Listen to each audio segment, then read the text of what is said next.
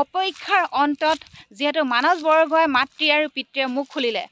সঁচাই আচলতে মানস বৰগোহাঁই সত্য কথাই কৈছিলে তাৰ ওপৰত ভিত্তি কৰি তেওঁ পিতৃ মাতৃয়ে কান্দি কান্দি মুখ খুলিছে যে তেওঁ কি মানে সঁচাকৈ আৰক্ষীত আছিলে নে কিমান টকা ঘৰৰ পৰা লৈছিলে কি লেটাৰ পাইছিলে তেওঁ ঘৰত দেখুৱাইছিলে নে গোটেইখিনি সমস্ত তেওঁলোকে বিৱৰি ক'লে মাতৃ পিতৃয়ে কান্দি কান্দি ক'লে এই ভিডিঅ' ক্লিপটো আপোনালোকৰ মাজলৈ শ্বেয়াৰ কৰিব বিচাৰিছোঁ যিহেতু মাতৃ আৰু পিতৃয়ে কোৱা মন্তব্যটো এতিয়া কোন সঁচা কোন মিছা আৰু এতিয়া বহুতে যিহেতু তেওঁ মানস বৰগোহাঁই যিখিনি মানুহৰ নাম উল্লেখ কৰিছে তেওঁলোকে এতিয়া হয়তো ভয়ত তেওঁলোকে ফচিম বুলি ভয় তেওঁলোকে এতিয়া উল্টি দিছে যে এই ল'ৰাজনক আমি চিনি নাপাওঁ বুলি কিন্তু পিছত আৰু অলপ দিনৰ পাছত সত্যটো পোহৰলৈ আহিব আৰু আমাৰ যথেষ্টখিনি বিশ্বাস আছে ওলাব কিয় ৰহস্য ফাদিল হ'ব গতিকে ৰহস্য ফাদিল হোৱাৰ আগতে মাতৃ পিতৃয়ে যে কৈছে মাতৃ পিতৃয়ে কেতিয়াও মিছা কথা ক'ব নোৱাৰে আৰু সেই মাতৃ পিতৃ মুখখনলৈ চাই সেই ল'ৰাজনক আপোনালোকে ঘূৰাই দিয়ক পঠিয়াই দিয়ক যিহেতু ভুল হয় কাৰ ভুল নহয় মুঠতে মাতৃ পিতৃয়ে কি মন্তব্য এটা প্ৰদান কৰিছিলে সেই মন্তব্যটো আপোনালোকক শুনোৱাবলৈ চেষ্টা কৰিছিলোঁ মাতৃ পিতৃ হিয়া ভঙা কান্দোন সেই তাৰ মানে অন্তৰ দুখ মানে এহাক একদম মানে দুখৰে ভৰি পৰিছে সেই দুখৰ মাজত তেওঁলোকে এটা ভাষ্য প্ৰদান কৰিছে সাংবাদিকৰ আগত গতিকে এই ভিডিঅ' ক্লিপটো আপোনালোকে চাই লওকচোন বাৰু চেষ্টা কৰিম আচলতে মানস বৰগোহাঁই ইতিমধ্যে আলফা স্বাধীনত যোগদান কৰি তাৰপিছত আৰক্ষী চোৰাংচোৱা হিচাপে ইতিমধ্যে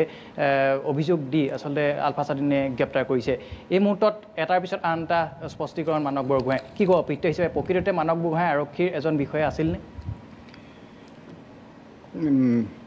মানস বৰগোহাঁই যিখিনি মোক কথা কৈছে যেনেকৈ তেওঁক পুলিচ প্ৰশাসনত এই SI ৰূপে নিযুক্তি দিছিলে বুলি মোৰ আগত প্ৰকাশ কৰিছিলে আৰু সেই হিচাপে তেওঁক ট্ৰেইনিং দি চলি আছে বুলি মোক জনাইছিলে গুৱাহাটীতে আৰু তাৰ বিনিময়ত মোক কিছু পইচাও বিচাৰিছিলে মই প্ৰায় 40,000 মান টকাও তেখেতক সেই সময়ত দিছিলোঁ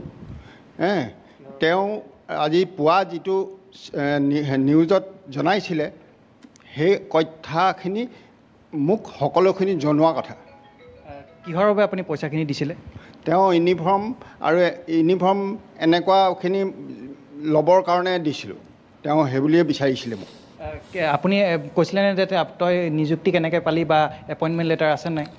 মই সেই কথা পিছত তেওঁক সুধিছিলোঁ যে তই নিযুক্তি কেনেকৈ পালি তেতিয়া এইধৰণে কথাখিনি কৈছিলে যে মোক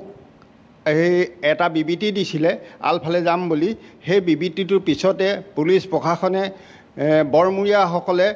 তেওঁক মাতি নি পেলাই বহু আলোচনা কৰিছিলে তেওঁক বহুত বুজাইছিলে বুজোৱাৰ ক্ষেত্ৰত তেওঁক তেতিয়া কৈছিলে মই তোমাক সংস্থাপন দিম তুমি সেইখিনি নকৰিবা এনেকুৱা ধৰণে মোক তেওঁ সেইখিনি কথা কৈছিলে আৰু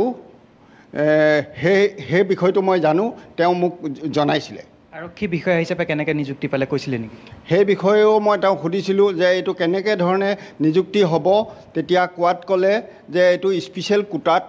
মোক নিযুক্তি দিব নিশ্চিতভাৱে ইতিমধ্যে কৈছে যে পিতৃয়ে তেওঁ স্পেচিয়েল কোটাৰ পৰা তেওঁক আৰক্ষী বিষয়া হিচাপে নিযুক্তি দিছে মাতৃ আছে মাতৃৰ আহ্বান পৰেশ বৰালৈ আচলতে তেওঁৰ নিজ পুত্ৰক আচলতে কোনো ধৰণৰ দোষী সাব্যস্ত কৰি মৃত্যুদণ্ড নিদিয়ে মাতৃ আছে কি ক'ব পৰেশ বৰা ডাঙৰীয়া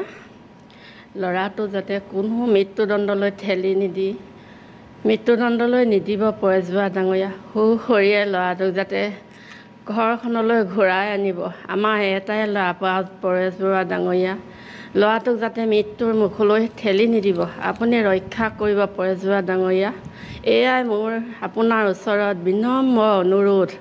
কৰিছোঁ ইতিমধ্যে পিতৃয়েও কৈছে আচলতে তেওঁ যি আৰক্ষী যোগদান কৰাৰ কথাটো কৈছিলে আৰক্ষী নিযুক্তি পোৱা কথাও কৈছে সেই কথাখিনি আপুনি জানে মই জানো সি কৈছিলে ট্ৰেইনিং দি আছোঁ বুলি বাপেকৰ পৰা পইচা পাতিও লৈছে খুজিছিলে যে মোৰ ড্ৰেছ কিনিব লাগে মোক পইচা দিয়ক দেউতা তেতিয়া বাপেকে পঠাইছিলে তাৰপিছত নিযুক্তি কেনেকৈ পালে কৈছিলে বাপেকক কৈছে কেনেকৈ পাইছোঁ বুলি হয় দেৱাশিষ আমি ধন্যবাদ জনাইছোঁ আমি যদি সংক্ষেপতে আমি যিখিনি কথা শুনিলোঁ পিতৃ মাতৃৰ পৰা ভাইলেট বাইদেউ আমি যিখিনি কথা শুনিলোঁ তেওঁলোকেতো এক প্ৰকাৰ কৈছে যে তেওঁলোক অৱগত আছিল আৰক্ষীত নিযুক্তি পোৱাৰ কথা